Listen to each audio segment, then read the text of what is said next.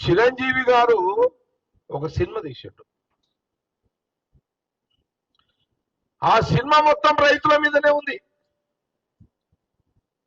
చిరంజీవి గారు తీసిన సినిమా రైతుల మీద ఉంది. అందులో వ్యవసాయానికి నష్టంతో రైతులు ఆత్మహత్యలు చేసుకున్నట్టు ఒక చరిత్ర, వాస్తవం చరిత్ర సినిమా తీసిండు.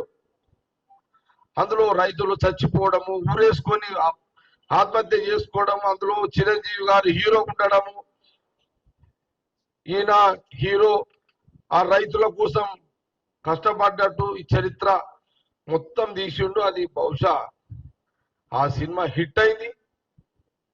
ఆ హిట్ లో కోట్ల రూపాయలు చిరంజీవి గారికి వచ్చినాయి, ఆ డైరెక్టర్కి వచ్చినాయి.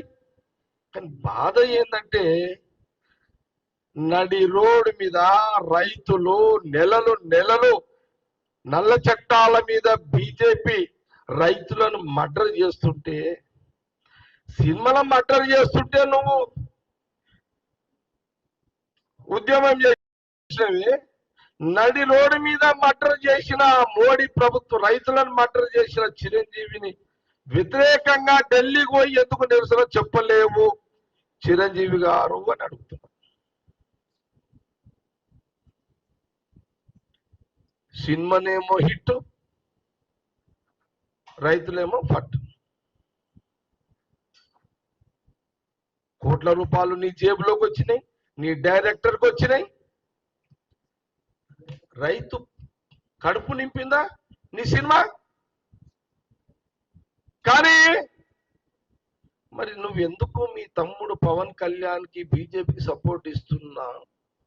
పవన్ కళ్యాణ్కి నువ్వెందుకు, మీ తమ్ముడే కదా పవన్ కళ్యాణ్ గారు, నువ్వు సినిమాలో హిట్ అయినావు, కోట్ల రూపాయలు నీకు వచ్చినాయి. మరి రాహుల్ గాంధీ గారు ఏమో రైతుల దగ్గరికి పోతాం పోయిండు. మరి మీ తమ్ముడేమో బీజేపీ దోస్తానా, background underground Chandrababu Naidu గారికి దోస్తానా? మరి మీరు ఎందుకు? జగన్ పోలేడు ముఖ్యమంత్రి, ఢిల్లీకి జగన్ పోలేడు, ఢిల్లీకి చంద్రబాబు నాయుడు పోలేదు, చిరంజీవి పోలేడు, పవన్ కళ్యాణ్ పోలేడు.